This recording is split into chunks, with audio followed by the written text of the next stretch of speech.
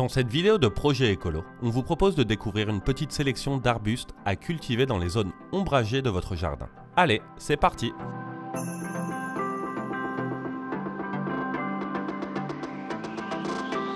Fusain d'Europe.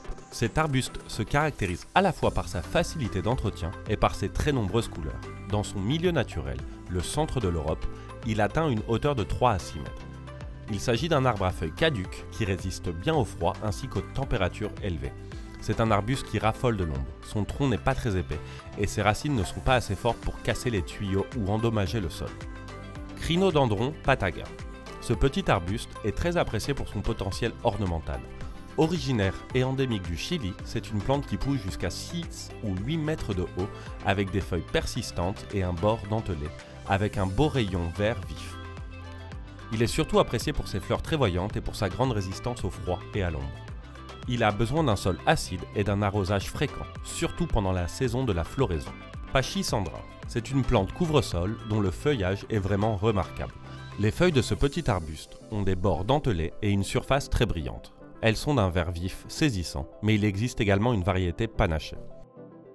Grande pervenche. C'est un arbuste rampant qui peut atteindre 1 mètre de long et qui a des feuilles vertes ou panachées. Il est très apprécié pour ses étonnantes fleurs violettes, blanches ou rouges à 5 pétales qui apparaissent au printemps. Il résiste bien au froid, pousse très bien à l'ombre et a besoin d'un sol humide. Épilobe.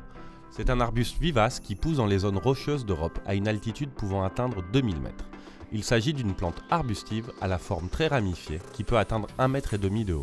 Il a des feuilles lancéolées vert foncé. Ses fleurs, qui apparaissent au printemps, sont d'un beau vert clair et poussent en grappe. Mais avant de continuer, on va vous poser une petite question. Sous quels autres noms l'épilobe est-il connu? A. Épilobe à feuilles étroites. B. Laurier de Saint-Antoine. C. Osier fleuri. D. A, B, C, donc D. On vous laisse jusqu'à la fin de la vidéo pour trouver la bonne réponse. Laurier cerise. Il s'agit en fait d'un arbre ressemblant à un arbuste qui ne dépasse généralement pas 5 mètres de haut et de forme compacte. Ses feuilles coriaces, ovales et lancéolées sont d'un très beau vert foncé lustré. L'arbre est très apprécié pour sa croissance rapide ainsi que pour ses fleurs blanches parfumées qui apparaissent au printemps et, si le temps le permet, en automne. Il est résistant à l'ombre, au froid et au gel. Hortensia. C'est une plante arbustive, originaire du Japon qui peut atteindre 3 mètres de haut. Grâce à ses magnifiques fleurs, qui peuvent recouvrir la plante entièrement, c'est une plante extrêmement populaire. Ce sont des plantes acidophiles qui ont besoin de sol acide pour ne pas souffrir de chlorose ferrique. Découvrez comment changer la couleur des hortensias dans la vidéo suivante. Le hou. Il s'agit d'un petit arbre ou arbuste qui est très populaire comme plante de Noël. Il peut atteindre jusqu'à 10 mètres de haut et il en sera parfaitement capable dans des endroits ombragés. Ses feuilles sont raides et dentelées, presque épineuses, d'une couleur magnifique, vert foncé. Azalée du Japon.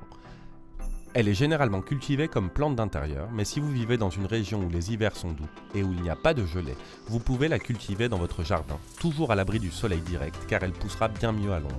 C'est une plante particulièrement appréciée pour ses belles fleurs à 5 pétales de couleur blanche, rose ou rouge. Actée en épi. Cette plante est un arbuste originaire d'Asie de l'Est.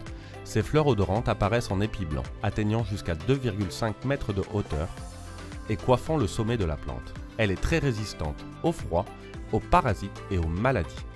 Et pour en revenir à la question qu'on vous a posée précédemment, vous avez trouvé la bonne réponse? La bonne réponse est D. L'épilobe est appelé de toutes ces manières différentes. Et vous les amis, vous allez planter un de ces arbustes chez vous? Dites-le nous en commentaire et n'hésitez pas à vous abonner. En attendant, à bientôt les écolos!